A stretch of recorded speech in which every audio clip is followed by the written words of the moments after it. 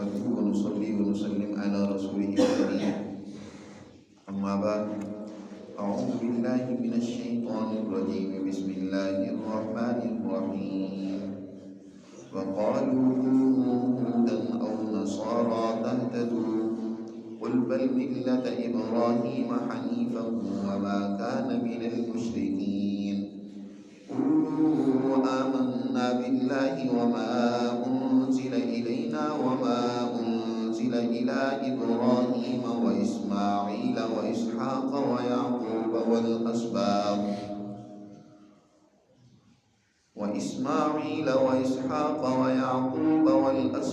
وما أوتي موسى وعيسى وما أوتي النبيون من ربهم لا نفرق بين أحد منهم ونحن له مسلمون.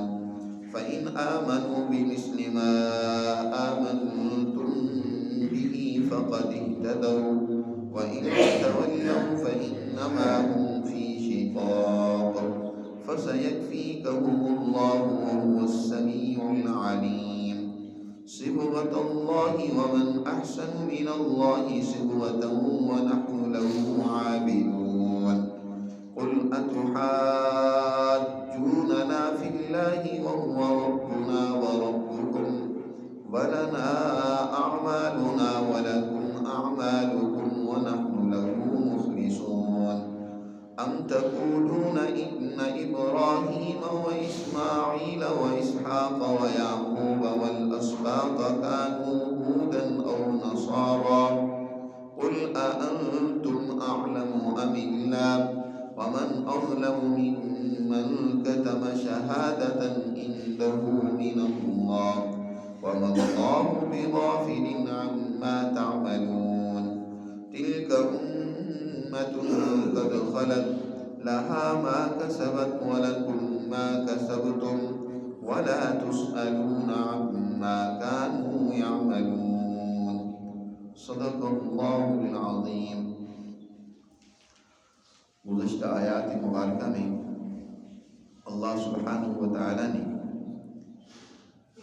سیدنا حضرت ابراہیم علیہ السلام کی ملت کی اتباع کا حکم دیا ہے اور فرمایا ہے کہ حضرت ابراہیم علیہ السلام کی اسوے اور ملت سے انحراف وہی انسان کر سکتا ہے جو در حقیقت کم عقل ہو، جس کے اندر بصیرت اس درجے کی موجود نہیں، وگرنہ ابراہیم علیہ السلام امام انسانیت ہے، امام فطرت ہے کہ انہوں نے انسانیت کے لیے فطرت کے وہ اصول متعین فرمائے جن پر چل کر دنیا میں بھی انسان کامیاب ہو سکتا ہے اور آخرت کے لیے بھی اس کی نجات اسی راستے میں.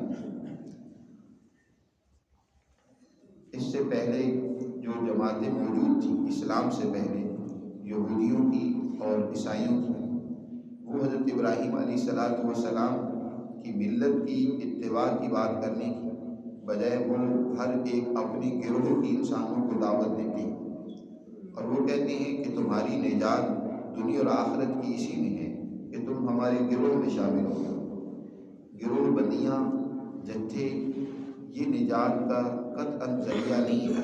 قرآن مجید نے گزشتہ آیات میں بھی اس حقیقت کو واضح کیا ہے اور یہاں پھر تفصیلات اللہ تعالیٰ بیان فرماتی ہیں کہ یہ ان کا حال یہ ہے کہ وَقَالُوا كُونُوا هُودًا أَوْ نَصَارَىٰ. یہ کہتے ہیں، یہودی کہتے ہیں کہ یہودی ہو جاؤ تو تم کامیاب ہو جاؤ گے، ہدایت پا لو گے، اور یہی حال نصاریٰ کا ہے کہ وہ کہتے ہیں کہ تم عیسائیت کو قبول کر لو تہتدوا، ہدایت پا لو گے. اے پیغمبر آپ فرما دیجئے کامیابی اور نجات، ہدایت وہ گروہ بندیوں میں نہیں ہے. تمہارے گروہوں نے جو چند ایک مخصوص اعمال کامیابی کے حوالے سے طے کر رکھے ہیں، جن کی سند نہ تو ابراہیم سے ملتی ہے نہ ہی کسی اور پیغمبر سے، بلکہ تم نے ان پیغمبروں کا جن کا تم نام لیتے ہو ان کی تعلیمات کو یکسر چھوڑ رکھا ہے. عیسائیوں نے حضرت عیسیٰ علیہ السلام کی تعلیمات کو ترک کر رکھا، یہودیوں نے تورات اور حضرت موسیٰ علیہ السلام کی تعلیمات کو پس پش ڈال رکھا ہے، اور بات یہ کرتے ہیں کہ جو ہمارے گروہ کا حصہ بن جائے وہ کامیاب ہے. اللہ تعالیٰ فرماتے ہیں کہ نہیں، تم حضرت ابراہیم کا نام لیتے ہو اور کہتے ہو کہ ابراہیم تو ہمارے تھے، یہودی کہتے ہیں کہ ابراہیم ہمارے ہی تھے، اور عیسائی بھی اسی طرح، تو تم ابراہیم علیہ السلام کی ملت کی کیوں نہیں پیروی کرتے؟ جن اصولوں کی بنیاد ابراہیم علیہ السلام نے رکھی ہے، جو انسانیت کی کامیابی کے اصول انہوں نے بیان کی ہیں، ان پر کیوں نہیں چلتے ہو؟ اے پیغمبر آپ فرما دیجئے بل ملت ابراہیم حنیفہ، بلکہ ہم تو اتباع کرتے ہیں ابراہیم کی ملت کی جو کہ حنیف تھا۔ حنیف کا معنی ہوتا ہے وہ بالکل یکسو ہو جانا، کسی ایک نظریے اور فکر پر جماؤ اختیار کر لینا، ذہنوں میں شکوک و شبہات، عمل میں تذبذب موجود نہ ہونا، اس کو حنیف کہا جاتا ہے۔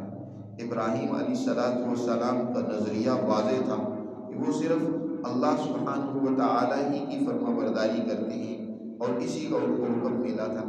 گزشتہ آیات میں یہ بات ہوئی تھی کہ حضرت ابراہیم علیہ السلام سے اللہ نے فرمایا تھا کہ تم اسی کے لیے اپنے آپ کو فرما بردار کر دو، تم اسلام کو قبول کرو، یعنی اذ قال له ربه اسلم، مسلمان ہو جاؤ، یعنی اپنے آپ کو اللہ کے حکم کے تابع کر دو۔ حضرت ابراہیم علیہ السلام نے کہا اسلمت لرب العالمین۔ اب ابراہیم علیہ السلام کی ملت، ابراہیم علیہ السلام کا اسوہ وہ تو یہی ہے کہ انہوں نے اللہ کی اتباع کی بات کی ہے، اللہ کے قانون کی پیروی کی بات کی ہے۔ اور وما کان من المشرکین، وہ مشرک نہیں تھے کہ کچھ ادھر سے لے لیا کچھ ادھر سے لے لیا، خدا بھی راضی رہے اور شیطان بھی ناراض نہ ہو، نہیں، حضرت ابراہیم علیہ السلام خالصتاً اللہ کے احکامات اور قوانین کی پیروی کرنے والے تھے۔ قولوا آمنا باللہ وما انزل الینا، اور ایک اور بات قرآن مجید نے یہاں واضح کر دی ہے کہ مسلمانوں کا راستہ، کامیابی اور دین کا راستہ در حقیقت تمام سچائیوں کو قبول کرنے کا راستہ ہے۔ تمام دنیا کے ہادی اور رہنما کسی دور میں بھی آئے ہیں، وہ انسانیت کی رہنمائی کے لیے آئے ہیں۔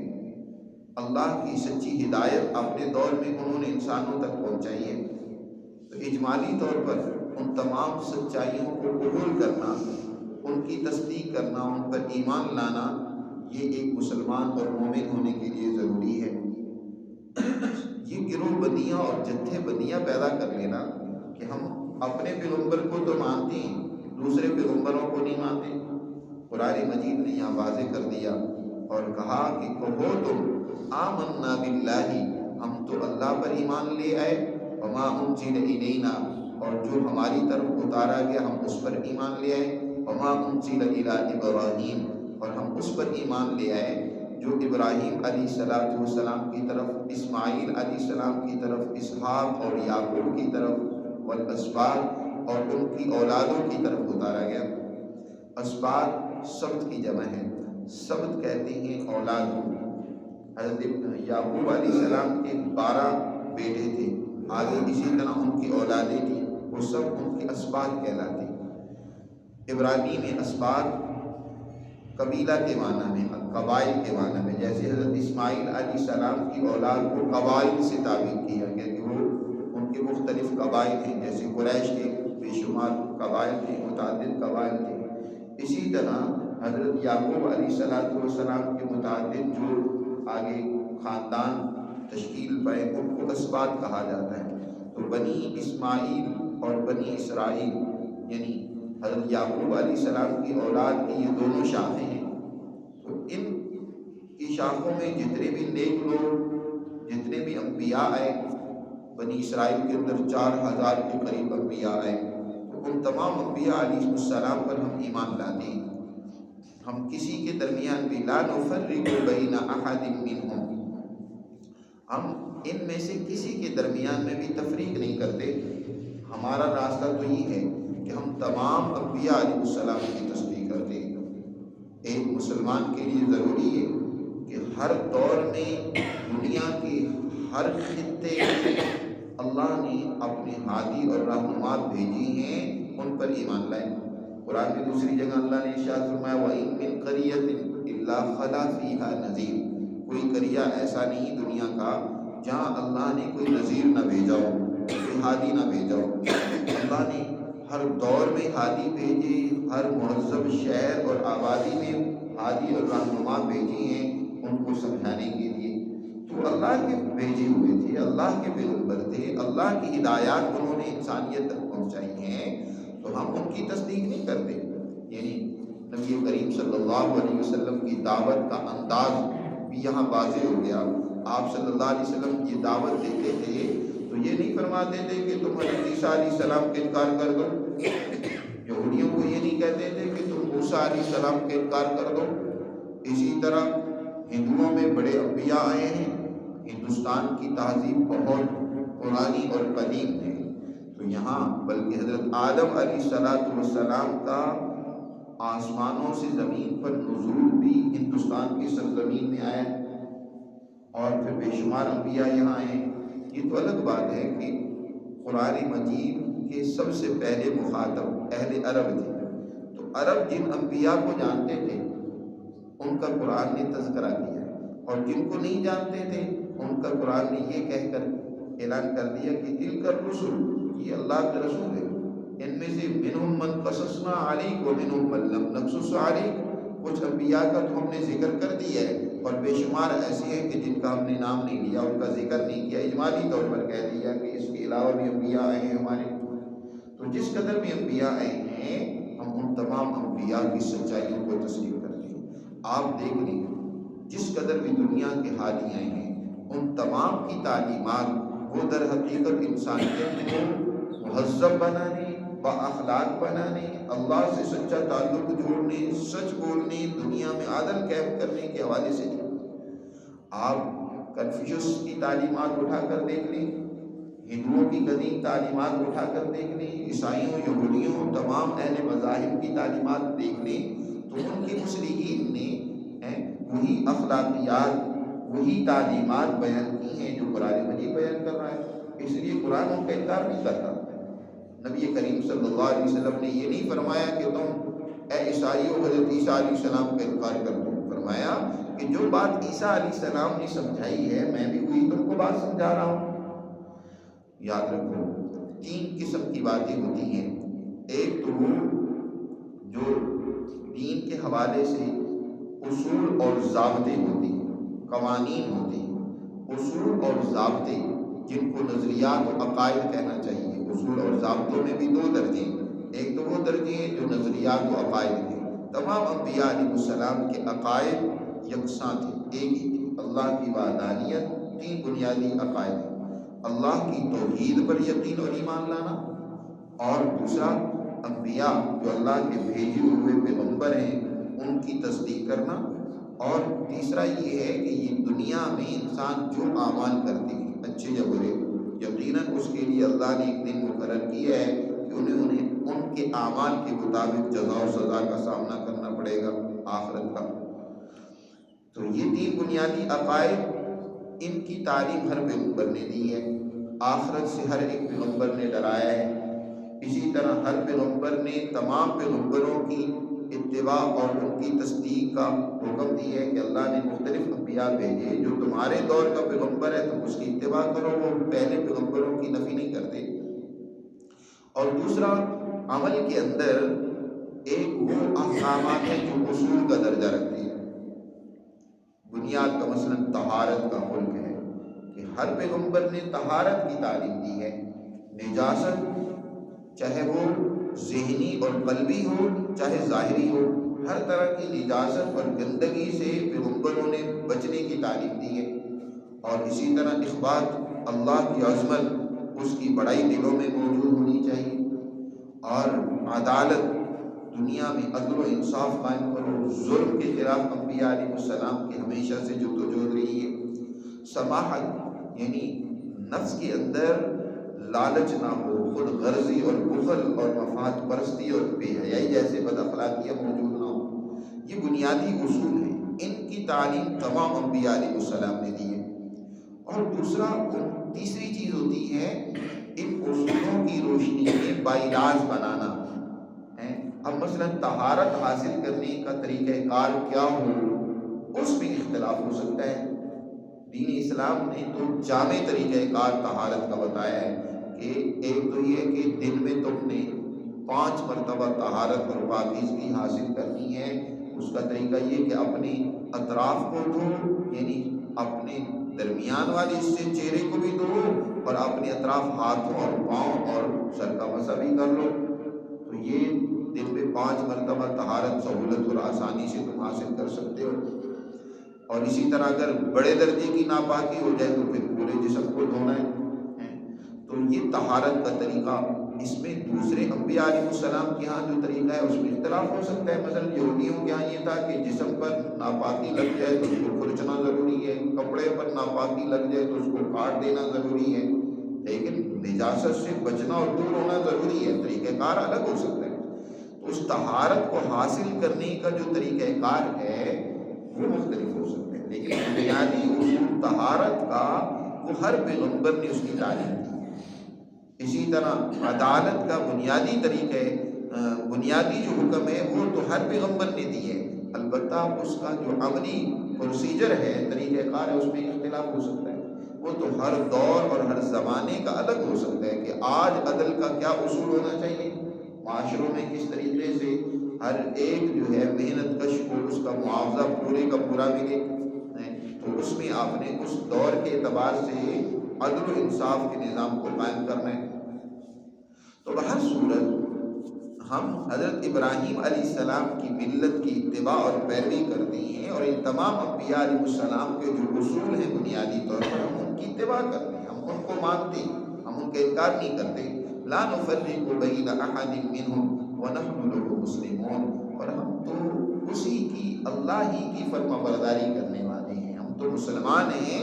مسلمان کے معنی در حقیقت اللہ کے حکم کی ہی اطاعت کرنا، کسی اور کے حکم کو نہ ماننا، شیطانی طاقتوں، طاغوتی قوتوں کی بات نہ ماننا، اس کے پیچھے نہ چلنا۔ فَإِنْ آمَنُوا، تو پھر اگر ایمان لے آئیں یہ دیگر مذاہب والے بھی، جیسے تم ایمان لائے ہو اللہ کی تعلیمات پر، جیسے مسلمان صحابہ ایمان لے آئیں، اگر ویسا ہی ایمان لے کر آئیں فقد اہتدوا، پھر تو یقیناً یہ ہدایت پر ہے۔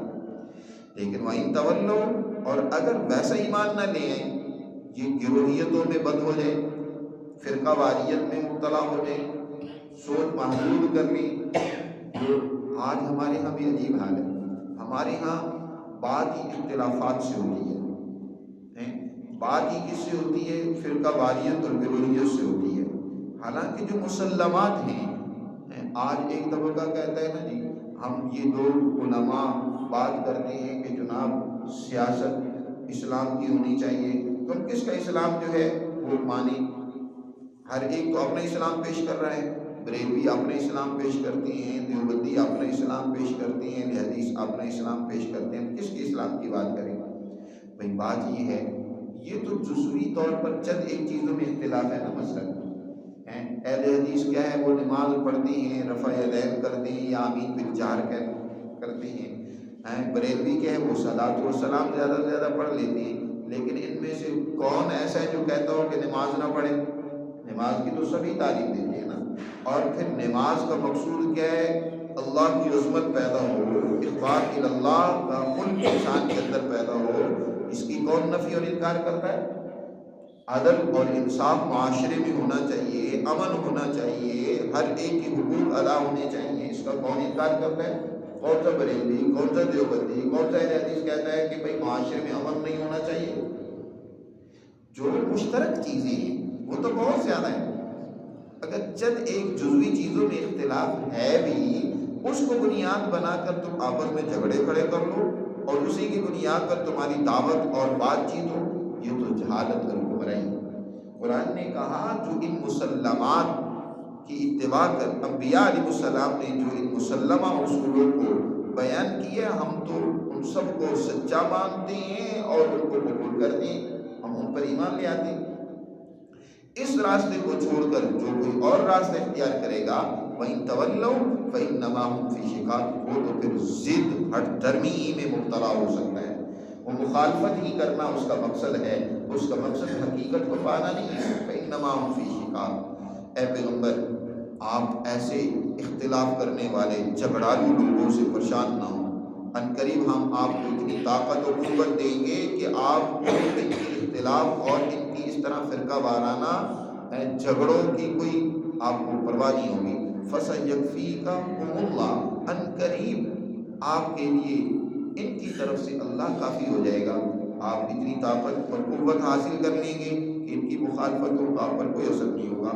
آپ اپنی اس نظریے اور فکر کی دعوت دیتے رہیں، اس پر آپ خود بھی کاربند رہیں۔ وَهُوَ السَّمِيعُ الْعَلِيمُ، اللہ سب کچھ سننے والا اور سب کچھ جاننے والا ہے۔ وہ تو بہت سننے والا ہے، بہت جاننے والا ہے، اس سے کوئی چیز چھپی ہوئی نہیں ہے۔ وہ ان کی باتوں کو بھی سن رہا ہے اور ان کے رویے اور اعمال کو بھی دیکھ رہا ہے۔ صبغۃ اللہ، ہر ایک گروہ نے مصنوعی طریقہ اختیار کر کے اسی کو کامیابی کا ذریعہ قرار دیا۔ عیسائیوں نے ایک رسمی طور پر رنگ کا طریقہ اختیار کیا۔ وہ جب ان کے ہاں کوئی بچہ پیدا ہوتا ہے تو یلو کلر کا انہوں نے ایک رنگ بنایا ہوا تھا، اس کے اندر بچے کو ڈبکی دیتے ہیں اور کہتے ہیں کہ بس اب ان کے اوپر عیسائیت کا رنگ چڑھ گیا۔ اللہ تعالیٰ ارشاد فرماتے ہیں یہ تمہارے رسمی رنگ، ان کی کیا اہمیت ہے، ان کی کیا حقیقت ہے؟ اصل تو اللہ کا رنگ چڑھنا چاہیے۔ اللہ نے جو تمہیں احکامات دی ہیں وہ رنگ تمہارے اوپر پیدا ہونا چاہیے۔ اللہ کی بندگی اور اطاعت کرو تو اس بندگی کا رنگ تمہارے اوپر چڑھنا چاہیے۔ اللہ کی عبادت کے نتیجے میں بھی انسان پر ایک رنگ چڑھتا ہے، اس کے چہرے میں نور اور نکھار پیدا ہوتا ہے، اس کی گفتگو کے اندر استقامت پیدا ہوتی ہے، اس کی اعمال کے اندر جو ہے وہ درستگی آتی ہے، اس کا عمل ٹھیک ہو جاتا ہے۔ جو انسان خلوص اور سچائی کے ساتھ اللہ کی عبادت اور بندگی کرتا ہے، نبی کریم صلی اللہ علیہ وسلم نے ارشاد فرمایا ما من عبد یعمل للہ 40 یوما مخلصین لہ، کہ جو انسان اللہ کے لیے 40 دن خلوص کے ساتھ کوئی عمل کرتا ہے، اللہ اس کی زبان پر حکمت کے چشمے جاری کر دیتا ہے، اس کی زبان سے اللہ حکمت کی باتیں نکلواتا ہے۔ تو جو انسان اخلاص اور سچائی سے کوئی عمل کرتا ہے تو اس کی زندگی میں نکھار آنا شروع ہو جاتا ہے، اس کی دماغ روشن ہونا شروع ہو جاتی ہے۔ تو اصل رنگ تو یہ ہے اللہ کا رنگ، اس کی بندگی کے نتیجے میں جو پیدا ہونا چاہیے، اخلاص کے نتیجے میں پیدا ہونا۔ یہ جو تم نے رسمی رنگ بنا رکھے، ہر ایک نے ایک دستار اپنی بنا رکھی ہے، بریلویوں نے اپنی خاص سٹائل کی دستار بنائی ہوئی ہے، خاص کلر میں، گویا اس کو وہ سمجھتے ہیں کہ جس نے تو یہ امامہ باندھ رکھا ہے وہ بڑا مخلص، اور میں گویا کہ اس کے اوپر جو ہے نا رنگ چڑھ گیا ہے عشق رسول کا۔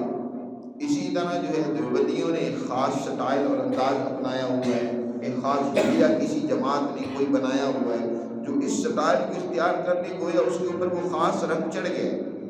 اللہ تعالیٰ ارشاد فرماتے ہیں یہ تمہارے رنگ کیا حیثیت رکھتی ہیں؟ اصل رنگ تو اللہ کی بندگی کا ہونا چاہیے، اس کی اطاعت کا ہونا چاہیے، اس کی فرمانبرداری کا ہونا چاہیے۔ صبغۃ اللہ، قبول کرو تم اللہ کے رنگ کو۔ ومن احسن من اللہ صبغہ، اللہ سے بڑھ کر کس کا رنگ ہو سکتا ہے؟ وَنَحْنُ لَهُ عَابِدُونَ، سب سے زیادہ اچھا اور عمدہ رنگ تو اللہ کا رنگ ہے جو اللہ کے ساتھ تعلق کے نتیجے میں چڑھتا ہے، اور وَنَحْنُ لَهُ عَابِدُونَ، ہم اسی کی بندگی اور اطاعت کرنے والے ہیں، اس کے نتیجے میں ہم پر رنگ چڑھے گا۔ قُلْ أَتُحَاجُّونَنَا فِي اللَّهِ، اے پیغمبر آپ فرما دیجئے تم ہم سے جھگڑا کرتے ہو اللہ کے بارے میں، حالانکہ وہ ہمارا بھی رب ہے تمہارا بھی رب ہے، ہم بھی اسی کو مانتے ہیں، اسی خدا کے ماننے والے ہمیں، جھگڑے کی پھر کیا بات ہے؟ تم چاہتے ہو کہ جیسے ہم مانتے ہیں ویسے ہی تم بھی مانو، اور تم نے اپنے مذمومہ اپنے کھڑے ہوئے گھڑنتو نظریات و عقائد جو اختیار کر رکھے ہیں اس کے مطابق اللہ کو تم بنا کر پیش کرنا چاہتے ہو۔ اللہ میاں کو ایسا بنا کر پیش کیا کہ ہم اللہ کی چہیتی قوم ہیں، کہتے ہیں نحن ابناء اللہ، ہم اللہ کے بیٹے، واحباء اللہ کے بڑے ہم چہیتے اور پیارے ہیں، اس لیے اللہ میاں ہمیں تو معاف نہیں کرے گا، ہمیں تو اللہ میاں سزا نہیں دے گا، ہمیں سزا نہیں دے گا۔ یہودیوں نے یہ نظریہ بنا دیا تھا، اور اگر ہمیں سزا ملی بھی تو صرف چند دن کے لیے ہوگی، کہ جب وہ ہم نے بچڑے کی کچھ دن پوجا کی تھی، حضرت موسیٰ علیہ السلام طور پر پہاڑ پر تشریف لے گئے تھے، وہ چند دن ہمیں کچھ سزا ملے گی، وگرنہ الا ایام معدودہ کے سوا جو ہے ہم میں نہیں جائیں گے، کیونکہ اللہ کے ساتھ لن تمسنا النار الا ایاما معدودہ، وہ کہتے ہیں کیونکہ اللہ کے ساتھ ہماری بڑی رشتہ داری ہے۔ حضرت یعقوب علیہ السلام اللہ کے ساتھ ان کی کشتی ہوئی، یہ انہوں نے اپنی کتابوں میں اس طرح کی باتیں اور روایات اور کہانیاں درج کر رکھی ہیں۔ اللہ میاں نے ان کو بچھاڑ دیا، بلکہ بعض روایتوں میں یہ ہے کہ حضرت یعقوب علیہ السلام نے ان کو بچھاڑ دیا۔ اس طرح کی عجیب و غریب کہانیاں انہوں نے بنا رکھی ہیں، اور کہتے ہیں کہ بس ہم تو اللہ کے بڑے قریبی ہیں، اس کی اولادیں۔ اللہ تعالیٰ ارشاد فرماتے ہیں اللہ کے بارے میں جھگڑے کرتے ہو اس طرح، حالانکہ وہ تو تمہارا بھی رب ہے، ہمارا بھی رب ہے، اور اس کو ماننے کے نتیجے میں جو اعمال و اقدار پیدا ہونے چاہیے، تو وَلَنَا أَعْمَالُنَا وَلَكُمْ أَعْمَالُكُمْ، تمہارا عمل کس طرح کا ہے اس کا تمہیں نفع نقصان تمہیں ہوگا، اور ہمارا عمل و کردار جو ہے اس کا فائدہ ہمیں ہوگا اور ہو رہا ہے۔ وَنَحْنُ لَهُ مُخْلِصُونَ، ہم تو اسی کی پوری اخلاص کے ساتھ اتباع کرنے والے ہیں۔ ام تقولون، اور تمہارا یہ حال ہے کہ تم کہتے ہو کہ ان ابراہیم و اسماعیل، بے شک ابراہیم، اسماعیل، اسحاق، یعقوب اور والاسباط اور ان کی اولادیں وہ یہودی تھیں یا عیسائی تھیں، تم نے تو ان انبیاء کو بھی اپنے گروہ کا حصہ بنا دیا، کہتے وہ ہمارے گروہ کے افراد تھے۔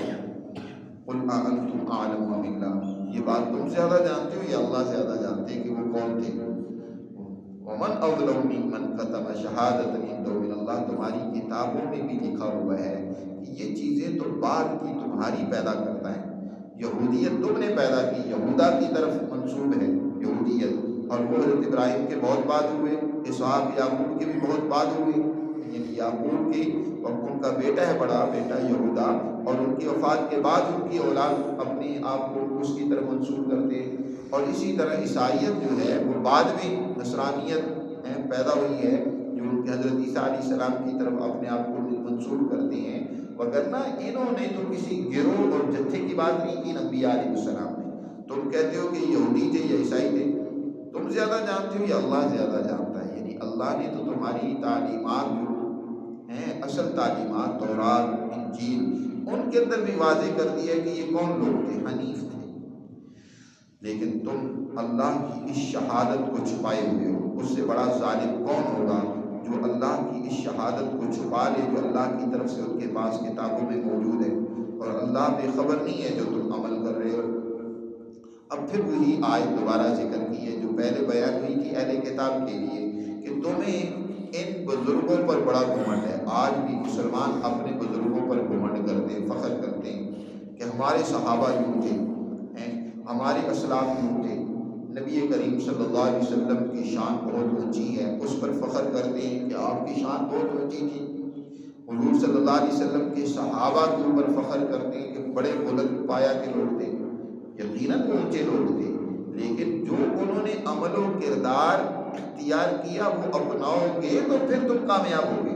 عمل و کردار تمہارا منفی ہو، رسول اللہ صلی اللہ علیہ وسلم نے جس عمل اسوے کی اتباع کی، ہدایت کی ہے، وہ تو تم اختیار نہ کرو، وہاں اس پر فخر ہو کہ ہمارے نبی صلی اللہ علیہ وسلم جیسا کوئی نبی نہیں تھا، یا جیسے ہمارے بزرگ تھے ان جیسے کوئی بزرگ نہیں ہوئے، اور یا اللہ کا تذکرہ کرو، اس پر فخر کرو، لیکن ان کے عمل اور کردار کو نہ اپناؤ، تو یاد رکھو اس سے کامیابی نہیں ملتی۔ دل کا امت، وہ ایک جماعت تھی، قد خلت، وہ یقیناً گزر چکی ہے، لہا ما کسبت، جو انہوں نے عمل اور کردار اختیار کیا، جو انہوں نے کسب کیا اس کا فائدہ ان کو یقیناً ہوا، اور وَلَكُمْ مَا كَسَبْتُمْ، تمہیں اس کا فائدہ ہوگا جو تم کسب کرو گے، جو تم عمل کرو گے اس کا فائدہ تمہیں ہوگا۔ بدعملی کر رہے ہو تو اس کا نقصان بھگتنا پڑے گا، محض نسبت کرنے سے کہ ہمارے بڑے بزرگ تھے، پدرم ماں سلطان پور، ہمارا باپ جو ہے نا وہ بڑا بادشاہ تھا، وہ بادشاہ تھا، اس کے اندر ہنر تھا، اس کے اندر صلاحیت تھی، تم نکھٹو ہو، ناکارہ اور نکمے ہو، تو اس کی بادشاہ کا تمہیں کیا فائدہ ہوگا؟ تم خود اپنے آپ کو اس قابل بناؤ تو تب تو فائدہ ہوگا۔ وَلَكُمْ مَا كَسَبْتُمْ وَلَا تُسْأَلُونَ عَمَّا كَانُوا يَعْمَلُونَ، تم سے سوال نہیں کیا جائے گا جو وہ عمل کرتے رہے، ان کے اعمال اور ان کا کردار، اس نے ان کے لیے فائدہ پیدا کیا، نتیجہ پیدا کیا۔ تمہارا عمل اگر منفی ہے تو اس کا نقصان تمہیں ملے گا یقیناً۔ تو قرآن مجید نے یہاں تک حضرت ابراہیم علیہ السلام، اسی طرح ان کے آگے جو اولاد تھی، حضرت اسحاق، یعقوب، حضرت اسحاق، اسماعیل، یعقوب اور ان کی اولادیں، ان کا جو اصل راستہ تھا فطرت کا، اس کو بیان کر دیا اور فرمایا ان کی ملت کی اتباع اور پیروی یہی کامیابی ہے، اور اس سے ہٹ کر کوئی اور راستہ اختیار کرنا۔ اب اس وقت نبی کریم صلی اللہ علیہ وسلم کی ذات گرامی جب قرآن مقدس نازل ہو رہا تھا، وہ در حقیقت ان تمام انبیاء علیہ السلام کے وارث ہیں، ان تمام سچائیوں کو آپ صلی اللہ علیہ وسلم بیان کر رہے ہیں، ان تمام سچائیوں کے آپ صلی اللہ علیہ وسلم آواز اٹھا رہے ہیں، سچائیوں کو قبول کرنے کی دعوت دے رہے ہیں۔ تو اس وقت حضور صلی اللہ علیہ وسلم پر ایمان لے آنا، حضور کی بات کو تسلیم کرنا، حضور کی اتباع کرنا، در حقیقت تمام انبیاء علیہ السلام کی تعلیمات کو ماننا ہے، ان کی اتباع کرنا ہے۔ اور حضور کی مخالفت کرنا، یہ در حقیقت اپنے انبیاء جن کی طرف تم اپنے آپ کو منسوب کرتے ہو، ان کو بھی نہیں ماننا، ان کی بھی مخالفت اور انکار ہے۔ تو صرف نسبت تم ان کی طرف کر رہے ہو، عمل تمہارا ان کے بالکل خلاف ہے، تو یہ نسبت تمہاری نجات کے لیے کافی نہیں۔ اللہ نے یہ بات یہاں سمجھائی ہے اور مسلمان جماعت کو بھی تنبیہ کی ہے کہ تمہارے لیے بھی تمہارا عمل ہی مفید ہوگا کہ تم بھی جناب رسول اللہ صلی اللہ علیہ وسلم کے اس اسوے کو، تعلیم کو اپناؤ تو کامیاب ہوگے۔ اللہ ہم اس کی توفیق عطا